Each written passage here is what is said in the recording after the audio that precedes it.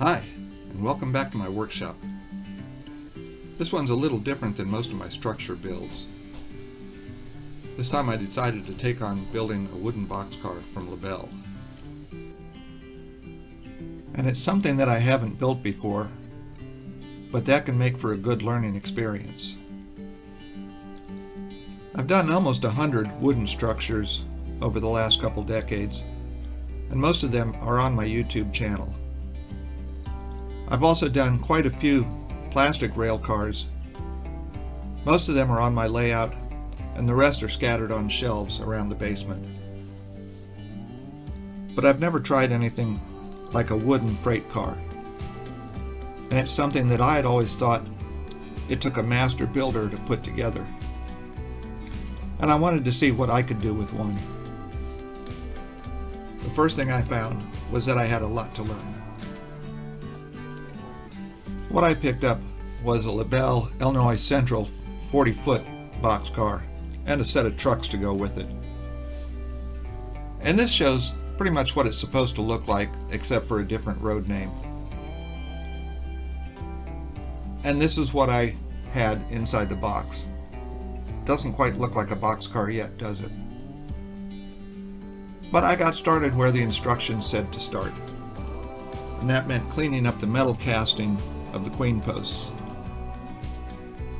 I then marked out on the frame where to put them according to the instructions. And then I took the center beam and marked on it where I'd have to cut out for it to sit over the queen posts. So far, everything was going as expected. It's just working with wood, which I'm familiar with. And I test fit the queen posts, the center beam, and the bolsters. Then I went ahead and drilled a hole where my brake line was going to go through. And I bent a piece of wire from my brake line. And this was where I started getting into uncharted territory. I drilled a hole in my bolsters for the brake line to go through. And then using glue and super glue, I went ahead and glued down the queen posts and then glued the center beam and the bolsters in place. After gluing down a support for my brake cylinder, I went ahead and drilled and tapped the holes to mount the trucks. And I found that I needed a little bit of lift. So I had a set of Motrac spacers and I put them in place, and that brought the chassis to just the right height for the couplers when I mounted them. Now I had to start working on the K-brake parts, and the first thing I did was drill a hole in my cylinder for an airline to go in.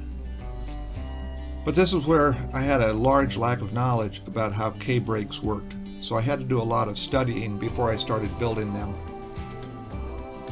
And it came with some tishy parts for the brakes, but I had to come up with some of my own as well. And I first tried a wire as a brake hanger, but I didn't like the looks of that. So I went ahead and built some out of some stripped styrene. And I glued those pieces in place. And then I started making all of the rods and levers that make up the brake system underneath the rail car.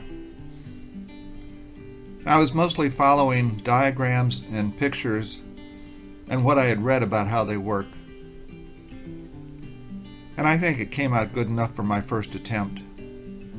And once it all got painted, you can't see that much of it anyway. So the next thing to do was to glue on the end blocks to start making the boxcar. And I felt more comfortable because now I was back to working with wood. Then I glued on the roof. And then I glued the scribe siding on the end for the ends of the boxcar. Then I had to attach the ends of the roof. This is to hide the end grain, and also it would overhang a bit.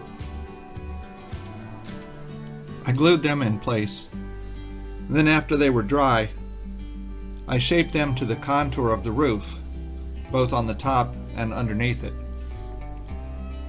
But I think I should have had everything slightly higher, because I found when I went to mount my sides, I had to put a very thin filler strip up underneath the eave of the roof in order for the bottom of the sides to match up with the bottom of the ends. But that's another live and learn moment. After gluing some weights inside, I glued on the sides of the boxcar, and then sitting it on the trucks again, it was actually starting to look like a boxcar.